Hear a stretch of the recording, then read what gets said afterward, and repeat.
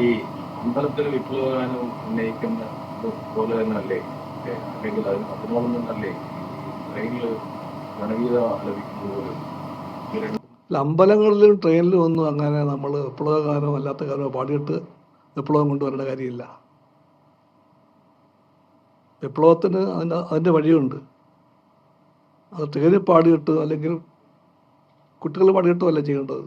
ഗണഗീതം വേറെ, വിപ്ലവഗാനം വേറെ. വിപ്ലവഗാനത്തിൻ്റെ അർത്ഥം പരിവർത്തനത്തിൻ്റെ ഗാനം വിപ്ലവഗാനം, ഗണഗീതം അതല്ല. ഇന്ത്യയെ പറ്റി ആ പാട്ട് കേട്ടോ, എല്ലാം പറയുന്നുണ്ട്, എല്ലാം പറയുന്നുണ്ട്. അടിയിലേക്ക് നോക്കിയാൽ കാണാം, ഒരു മുസ്ലിമില്ല, ഒരു ക്രിസ്ത്യാനിയില്ല, ഒരു നോൺ ഹിന്ദു ഇല്ല. അതാണോ ഇന്ത്യ? അതാണോ ഇന്ത്യ? അതാണ് പഠിപ്പിക്കേണ്ടത്. ആ കുഞ്ഞ് പിള്ളേരല്ല, അവർക്കൊന്നും അറിയില്ല.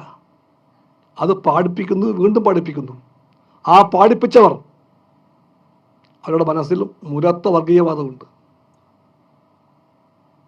അതിൻ്റെ പേരാണ് RSS രാഷ്ട്രീയം. ആരും മറക്കാതിരിക്കണതല്ല, ആരും മറക്കാതിരിക്കണം. RSSൻ്റെ രണ്ടാമത്തെ സത്സംഗ ചാലക്കായിട്ടുള്ള ഐഡലോഗായ, അന്ന് ഇന്ന് ഐഡലോഗാണ് ഗോൾവൽക്കർ. അത് കൃത്യമായിട്ട് ഉത്തരം പറഞ്ഞു. ചോദ്യം ഇതായിരുന്നു അദ്ദേഹത്തോട്, നിങ്ങൾ എന്ന് വെച്ചാൽ RSS ഭാവനയിൽ കാണുന്ന ഹിന്ദു രാഷ്ട്രത്തിൽ ന്യൂനപക്ഷങ്ങളുടെ സ്ഥാനം എന്തായിരിക്കും? This was the question. അദ്ദേഹം അക്ഷോഭനായിട്ട് പറഞ്ഞു, അവർ എന്തിനാണ് ഭയപ്പെടുന്നത്? അവർക്ക് ഭയപ്പെടാൻ ഒരു കാര്യവുമില്ല. പിന്നെ അത് കൃത്യമായ കാര്യം പറയുകയാണ്, രാഷ്ട്രത്തിൻ്റെ മതവും രാഷ്ട്രത്തിൻ്റെ സംസ്കാരവും അംഗീകരിച്ചാൽ അവർക്കിവിടെ പൗരന്മാരായി ജീവിക്കാം. അല്ലാത്ത പക്ഷം വോട്ടവകാശം പോലുമില്ലാതെ വിദേശികളെപ്പോലെ അവർക്ക് വേണമെങ്കിൽ ഇവിടെ കഴിഞ്ഞുകൂടാം. ഇതാണ് RSS, ഇതാണ് ഗണഗീതം പറഞ്ഞത്. രാഷ്ട്രത്തിൻ്റെ മതം എന്ന ഒന്ന് എപ്പോൾ വരുന്നുവോ അന്ന് ഇന്ത്യ ഇല്ല. ഇന്ത്യക്ക് അങ്ങനെ മതമില്ല.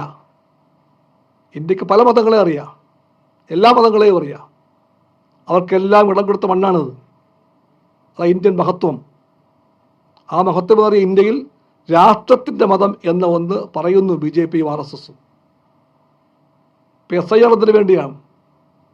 SIR രാഷ്ട്രത്തിൻ്റെ മതം എന്ന് പറയുന്ന ആശയത്തെ മുൻനിർത്തിക്കൊണ്ട് അതിൻ്റെ മറുഭാഗത്തുള്ളവരെ എല്ലാവരെയും തള്ളി പുറത്താക്കലാണ്. അതിൻ്റെ ഇരകളാരൊക്കെയാണ്? മുസ്ലിമുകൾ, ക്രിസ്ത്യാനികൾ, പാവങ്ങൾ, ആദിവാസികൾ, അതെല്ലാമാണ് ഇരകൾ SIRൻ്റെ. നിങ്ങൾ അത്ഭുതപ്പെട്ടല്ലേ ഇന്നത്തെ എക്സിറ്റ് പോൾ വായിച്ചപ്പോൾ? വോട്ടിംഗ് പൂർത്തിയായില്ല. വോട്ടിംഗ് നടക്കുമ്പോഴത്തേക്ക് പല ബൂത്തുകളിൽ ക്യൂ നിൽക്കുകയാണ് ഇപ്പോൾ ആൾക്കാർ. ഫലം പ്രഖ്യാപിക്കുകയാണ് മത്സരിച്ച്. ഇതാണ് നമ്മുടെ വോട്ടിങ്ങിൻ്റെ വിശ്വാസ്യത. വോട്ടിംഗ് സിസ്റ്റം ഇവിടെ BJPയുടെ കൈകളിൽ ഞെരിഞ്ഞമരുകയാണ്. ഇലക്ഷൻ കമ്മീഷനെ അവർ കോൺഗ്രസിൻ്റെ കൈക്കരമ്പരയ്ക്ക് മാറ്റിയിരിക്കുകയാണ്. കാര്യസ്ഥപ്പണിക്ക് വേണ്ടിയുള്ള ദാസന്മാരെ മാറിക്കഴിഞ്ഞിരിക്കുന്നു ഇലക്ഷൻ കമ്മീഷൻ. ഇതെല്ലാമാണ് കാണുന്ന കാഴ്ച.